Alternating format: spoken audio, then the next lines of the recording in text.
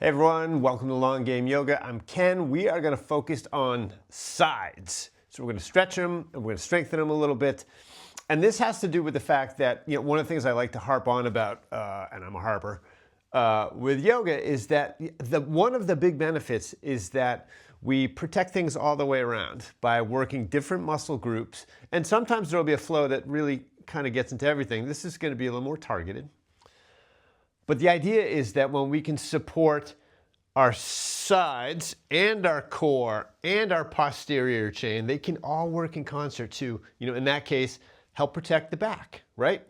Same thing with like the knees and the shoulders. It's like building up these muscle groups so that you get this all around protection, right? Like think about a trampoline with all the different springs holding the thing up for better support.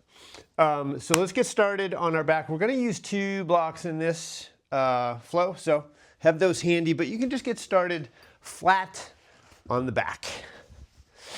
So stretch your legs out, and I always like to offer people pause the video and take a couple minutes here, just settling into your body, letting the weight of your joints and your bones, your muscles just fall into the mat. While I do like to emphasize the physical part of our practice and what we're doing in terms of the muscles, there's another part that we get, which is physical, which is just we're relaxing, right? We're slowing our breath down. We're allowing ourselves to relax for a little while and be active at the same time. So you can go ahead and do that. In any event, go ahead and take a nice deep breath, nice long inhale, and then a nice long exhale. So we're going to start to activate our legs. Find our reclined mountain pose. So press your heels down into the mat, flex the feet, push the big toe mounts forward, pull those pinky side edge of the feet back, and then push the thigh bones down toward the mat. Pull the knees up, the knee caps, really try and pull them towards your hips, and then point your tailbone slightly towards your heels. That gives you that nice straight alignment from the heels up through the crown of the head. And then what we're going to do is we're going to walk our feet over to the right side of the mat. They may even come off of the mat. And then we're going to lift the shoulders, and we're going to bring those over to the right also. So we're creating this little like a parentheses mark, or I don't know, maybe a banana, something like that. It's a little curve. We're feeling it on the outside of the left hip, up the rib cage, maybe the IT band. If you want to make this a little bit deeper, go ahead and hop that left leg over the right, and then bring your arms up overhead. Grab your left wrist with your right hand and just gently pull. Keep both shoulder blades on the mat. Just feel that nice passive stretch running all the way up that left side. And then we'll come back through center. Just come back into that nice straight alignment for a second, and then we're going to walk the feet over to the left. So the toes are still pointing up at the ceiling. The feet are still flexed.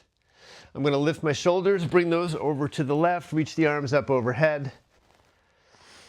And you can stay right here if this feels like a good enough stretch for you. Or go ahead, hop that right ankle over the left.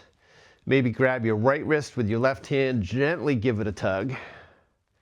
Deepening that sensation and that stretch. Keep the breath flowing. One more round of breath. And then we're coming back through center. Take a full body stretch here. So reach the feet, reach the hands, reach the fingertips, get as long as you can, and then go ahead, pull the knees into the chest. Give yourself a little bit of a squeeze, maybe make some circles, or maybe roll up and down the length of the spine. Then we're just going to transition to our tabletop. So we're coming down onto all fours. And we do this basically every flow because it's really important, I think, to keep the spine nice and supple, I guess would be a good way to describe it. So we're keeping the shoulders over the wrists. The fingers are spread nice and wide. I try and spread them as far as possible and then grip down. It's just another way to get into some grip strength work. We're stacking the hips over the knees, pressing the tops of the feet into the mat, and then go ahead, start to move through your cow pose. So you're dropping the belly, so you're stretching across the front body, you're contracting the back body. And then we're going to reverse that. So now we're stretching the back body, contracting the front body. And you can start to just flow through these two shapes, maybe linking it with the breath. So inhale through your cow pose, and then exhale as you round through your cat. And take this nice and slow, seeing if you can really feel the vertebrae moving here. So one vertebrae at a time, from the tailbone up between the shoulder blades, all the way to the back of the skull. And if you want to maybe here, come back to tabletop and then gaze out over your left shoulder. Maybe swing your left hip out a little bit. You might not see it. I can't see mine. I know it's back there though. Come back to center. And let's go the other way. So this time I'm looking out over my right shoulder. I'm swinging my right hip out a little bit.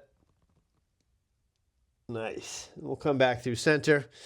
And what we're going to do here is we're going to kickstand the right foot just a little off at an angle, maybe, 25, 30 degrees.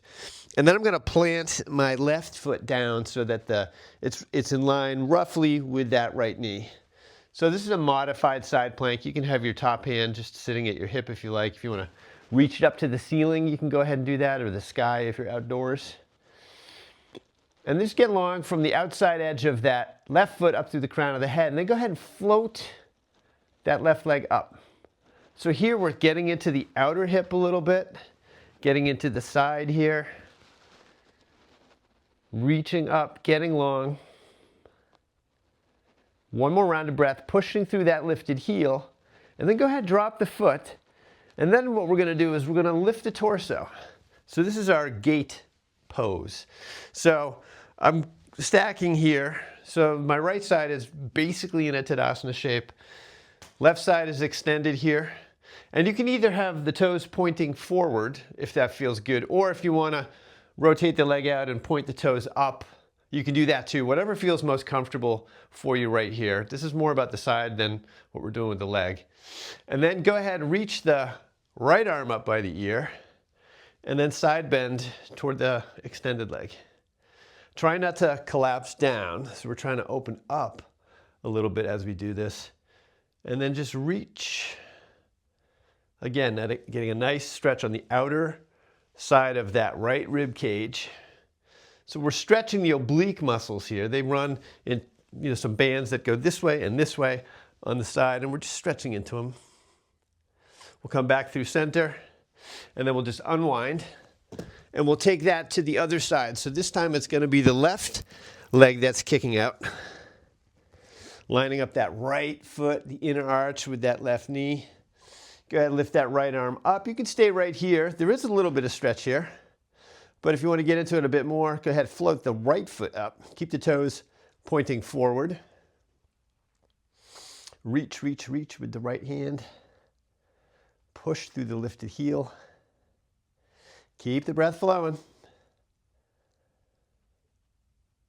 And then go ahead, lower the foot. And then we're going to lift the torso. So just position yourself coming upright in this gate pose. And we get some other benefits here, right? This is a yoga flow. So the adductors here are getting a little bit of a stretch. I'm going to turn my toes up. I think I did that on the other side. Pretty sure I did. And then I'm lifting the left arm up by the ear, and then taking that into that side bend, stretching this time along the outside edge of the left ribs. Trying to keep that torso roughly in line with that long edge of the mat that you're facing. Getting nice and long here.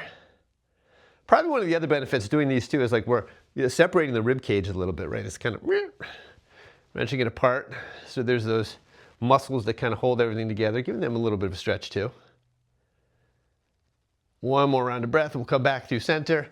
And we'll go ahead, just unwind, bring the hands down. We're going to set up for our downward facing dog. So let's just lift the hips up and back. Usually when I first come into a down dog, I like to really bend the legs.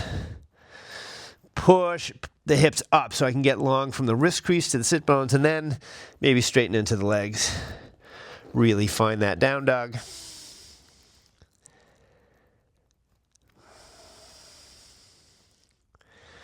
From here, let's go ahead, Let's look forward. Let's just bring our feet to the top of the mat. We're going to come into a halfway lift. So the back is flat here. I'm at roughly a 90 here. It can be a little hard to tell. Find a little bit of your low cobra just to open up the heart, roll the shoulders back a little bit. And then go ahead, fold all the way down, let the head hang. And if you want to separate the feet here a little bit, just let the head hang heavy, you can do that. I also like to interlace my fingers behind my head and just traction out the neck a bit. So in this flow, it's nice when we get these sort of neutralizing, symmetrical lengthening. So we're not just working the sides. And then from here, go ahead, drop your hands. And on the inhale, we're lifting. Hands come to heart center. So from here, we're going to go through one sun salutation just to warm everything up a little bit more. So inhale the arms up.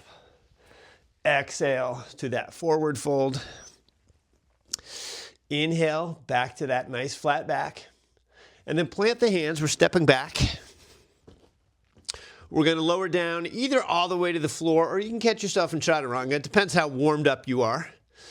I'm going to lower down halfway, catch myself. Toes slide back. Inhale through my upward facing dog. The palms of my hands, tops of the feet are the only things touching the mat. And then I'm up and back, finding my down dog. Inhale. Exhale. Go ahead, look forward. We're going to step the right foot to the right thumb. Pivot and plant that left heel and get the inner arch lined up with the front heel of that right foot. Let's take a block, have it handy on the outside of the foot. But we're going to lift up into our warrior two. Make sure you can see your big toe on that right foot. That'll tell you that the knee's not collapsing in. If it is, just use those outer muscles of the leg, the upper leg, to pull it out. Keep a fairly nice deep bend in that leg. You want to feel the quad working. I mean, we don't, I guess you can if you want to. Really lower yourself down, lengthen that stance. But we do want to keep the torso lined up with the long edge of the mat. Back leg is nice and straight. And then from here, go ahead, flip your right palm. We're going to inhale, reverse our warrior.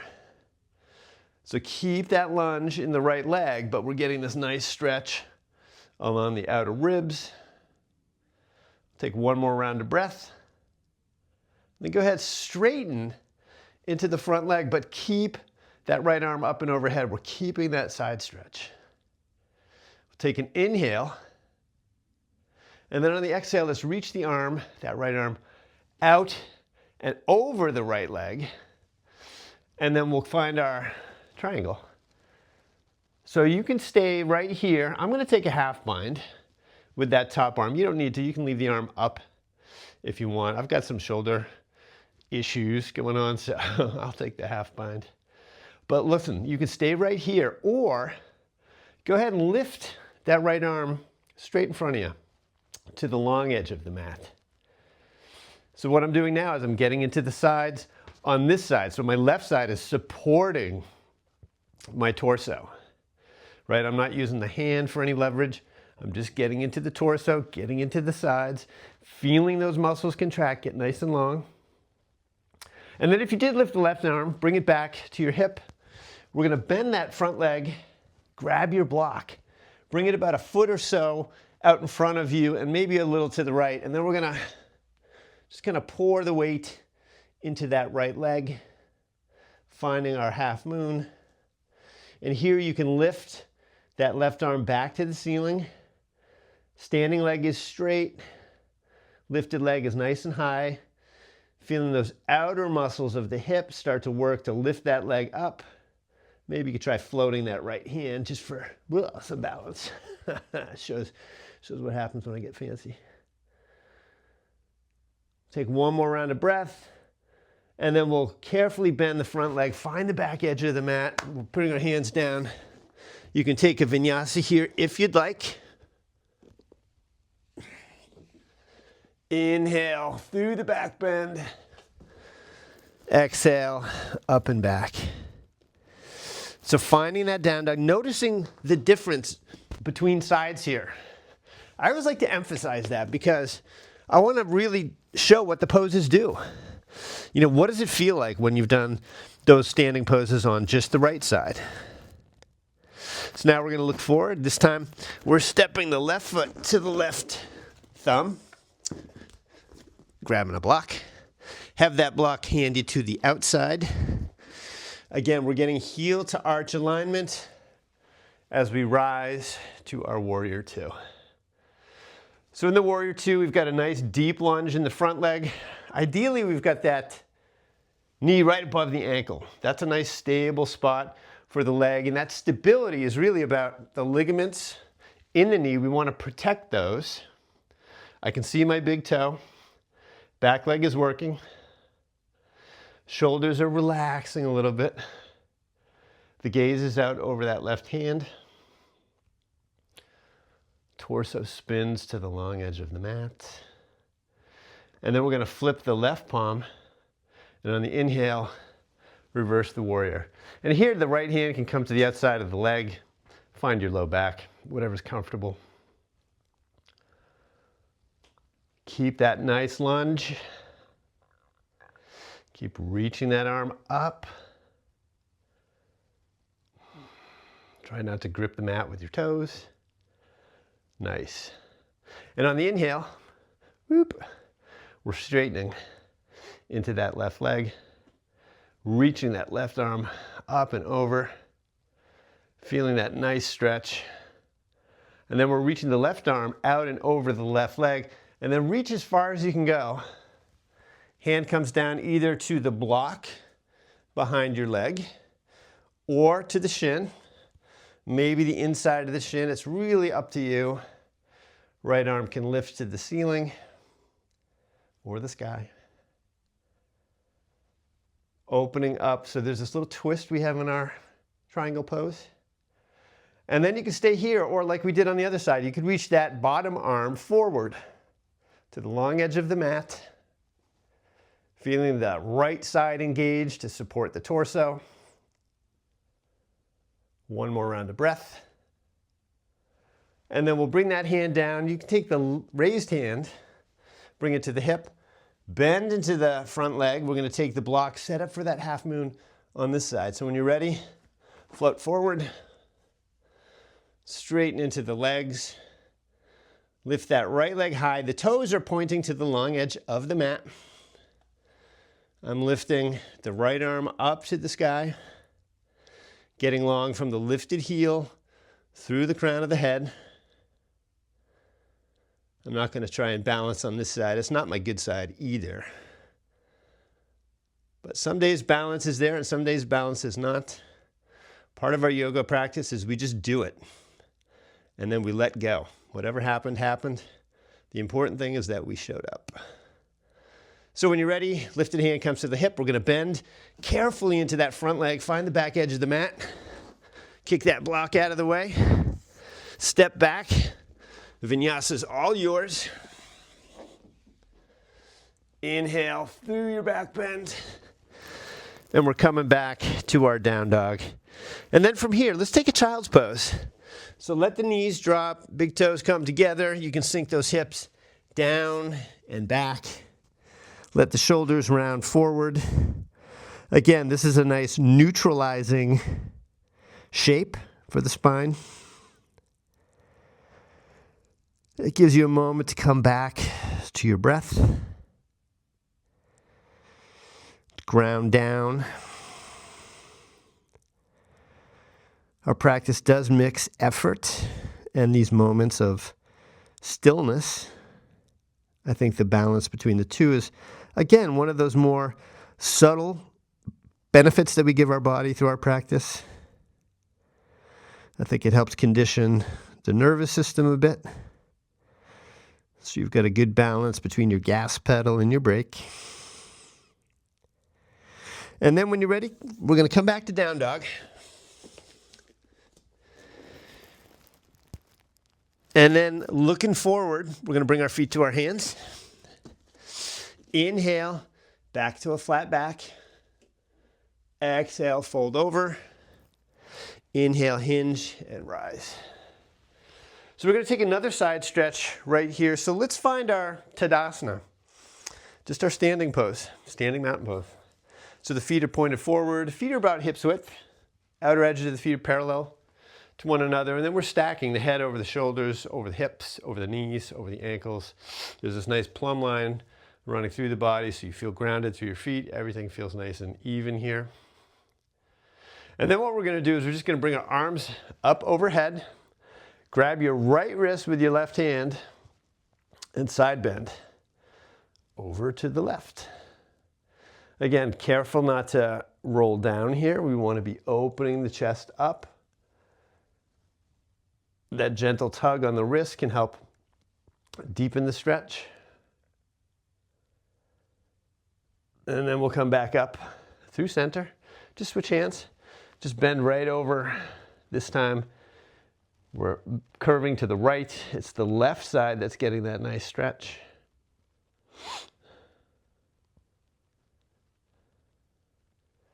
We'll come back up through center, and then you can just bring your hands down through heart center. Let's inhale up. Exhale, swan dive to that forward fold. Inhale, halfway lift. Let's step back to plank.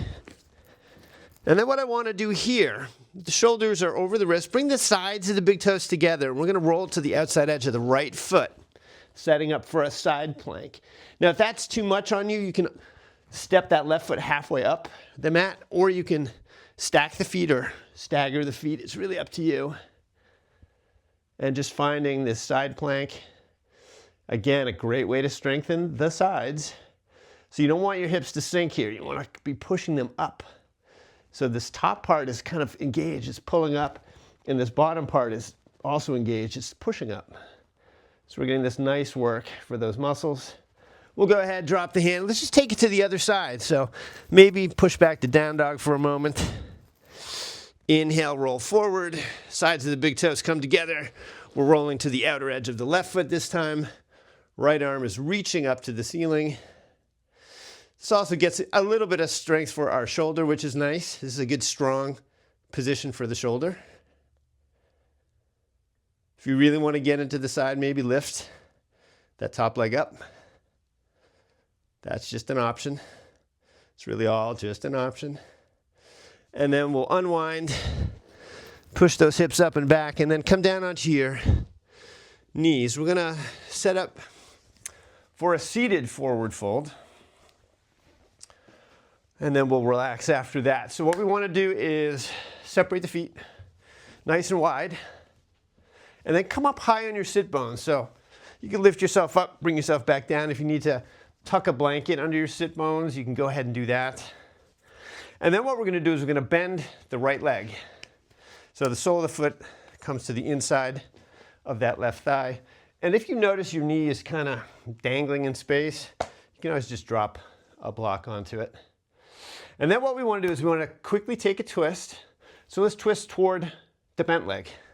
So you can bring your hand to the knee.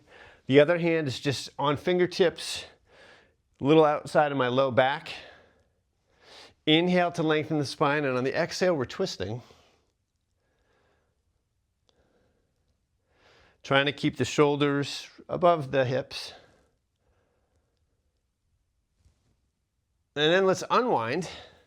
And then what we're going to do is we're going to take the left arm and just bring it down somewhere by the left leg. You could always, if you had another block, you could rest it on the block like this. Open up toward that bent leg. Right arm comes up overhead. And then we're taking one final side stretch here. Reaching up and over. Now, if you're super flexible here, or you've done, you're really warmed up, you might be able to actually grab that foot. As you can see, there's like 1.5 yards between my hand and my foot. But if I had like a 27-inch big toe, I could probably grab that. But it doesn't matter, right? What matters is I'm feeling a really nice stretch on my right side. So we'll come back up through center, move the blocks out of the way. We'll re-straighten the right leg and then bend the left leg. So we're going to set up for that on the other side here. So again, I'm just gently propping my knee on the block, lifting up, and then we're twisting toward the bent leg.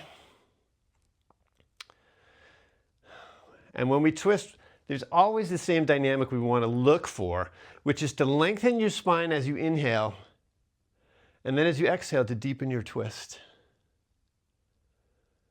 Take one more round of breath. And then we'll go ahead, unwind.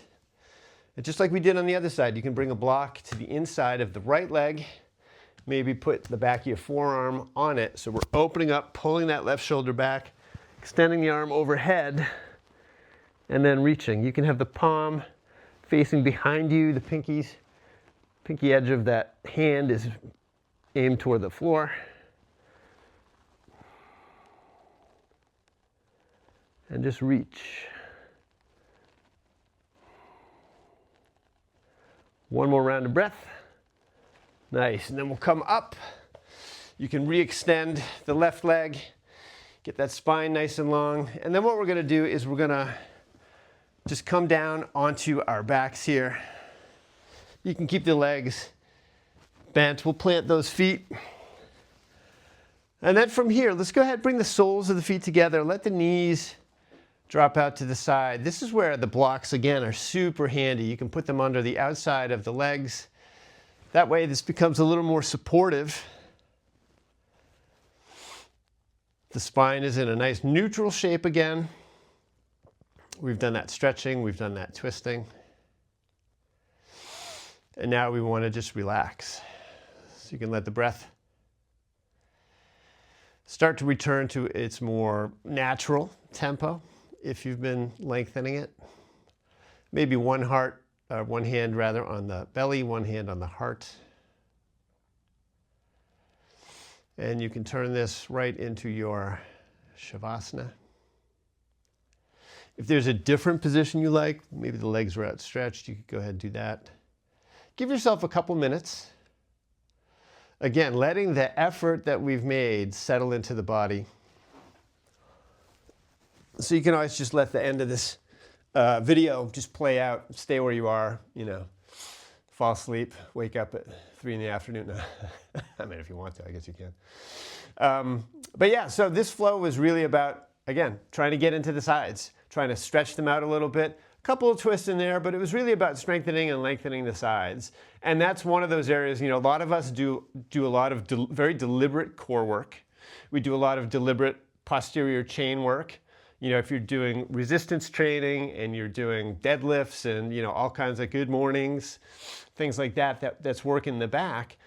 But we also want to give our sides a little bit of extra love too in our yoga practice. Of course, there's ways you can do that in your resistance training too. I'm a big advocate of kettlebells because, you know, anytime you're doing stuff that's just single-handed on one side, it's the other side that has to keep you nice and upright. So another way to do it, but you know, there are tools within our yoga practice that lets us get into those other parts of the body that help keep us strong and balanced, and that's what we're after. So if you like this flow, go ahead and hit like. That'll help other people find this material.